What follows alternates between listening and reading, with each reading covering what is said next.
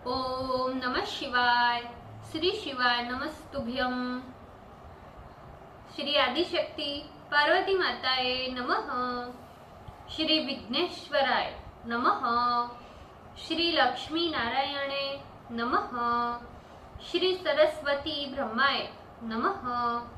श्री सियारामे नमः। श्री रामदास हनुमाने नमः। श्री राधे श्यामे नमः।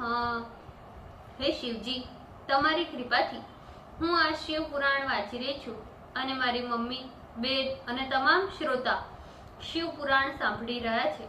અમે બધા આ शिव પુરાણનું જ્ઞાન પ્રાપ્ત કરી શકીએ એટલી શક્તિ પ્રદાન કરજો અને शिव પુરાણનું તેજ સહી શકીએ એટલી ક્ષમતા પ્રદાન કરજો।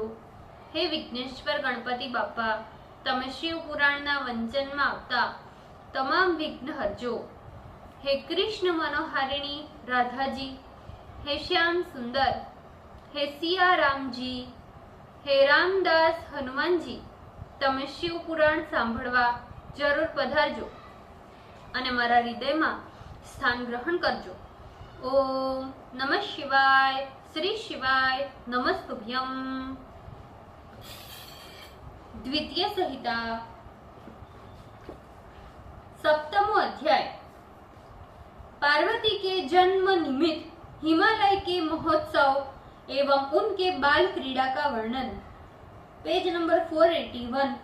ब्रह्मा जी बोले, हे नारद, वे भगवती मैना के आगे ही अत्यंत कांतिमय मनोहर बालिका बनकर लौकिकी गति का आश्रय ले रुदन करने लगी। उस समय उस कन्या का तेज प्रसूति गृह के चारों ओर फैल गया, जिससे अर्धरात्रि का दीपक हतप्रभ हो गया। उस कन्या के मनोहर रोदन के शब्द को सुनते ही घर में रहने वाली सारी स्त्रियां वहां चली आई और उस कन्या को देखते ही परम प्रसन्न हो गई। जब रनिवास में रहने वाले प्रहरी ने राजा को ये समाचार सुनाया कि आपके घर में देव कार्य करने वाली परम कल्याणकारक तथा सुखदायक पार्वती का जन्म हुआ है, पुत्री का जन्म सुनते ही गिरिराज ने स्वेच्छत्र के सिवाय और सब कुछ ही न्योछावर कर देने का विचार कर लिया। फिर तो पुरोहित एवं ब्राह्मणों के सहित गिरिराज वहां गए और अपूर्व कांति से शोभित हुई उस कन्या को देखा। नीलोत्पदल के समान श्याम वर्ण एवं सुंदर कांति से मनोहर उस कन्या को देखते ही गिरिराज अत्यंत प्रसन्न हो गए। इसी प्रकार नगरवासी समस्त स्त्रियों एवं पुरुषों के चित्त में भी महान आनंद होने लगा। नगर में अनेक प्रकार के बाजे बजने लगे और बहुत बड़ा उत्सव होने लगा। मंगल गान होने लगा।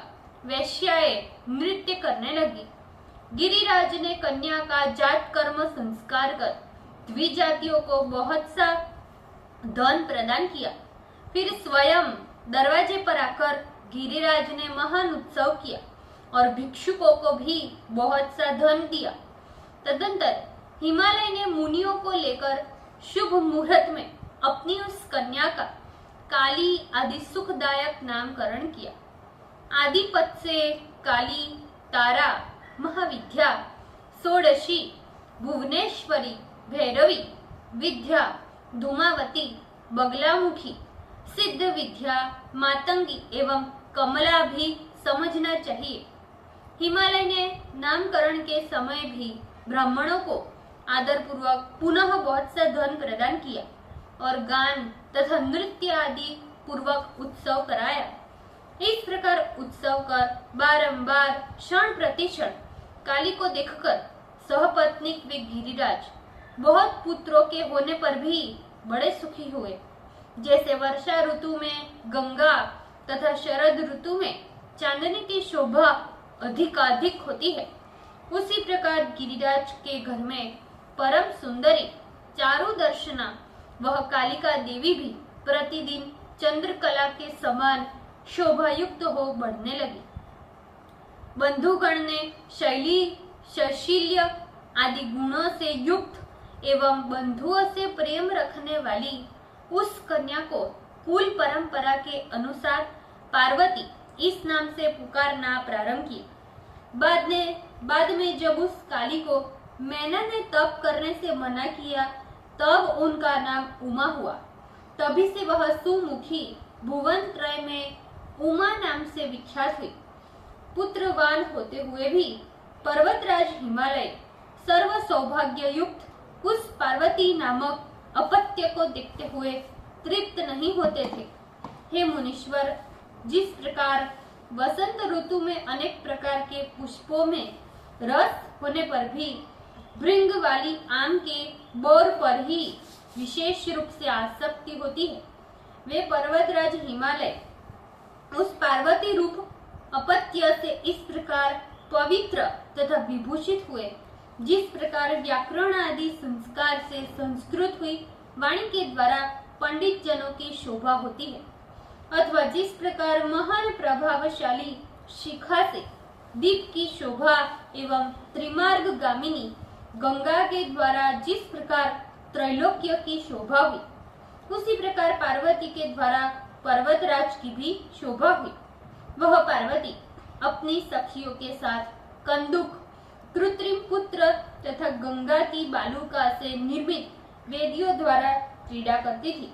तत्पश्चात हे मुने, पार्वती अपने गुरु के द्वारा पढ़ाई गई विद्या को एकाग्र मन से तत्पर हो पढ़ने लगी।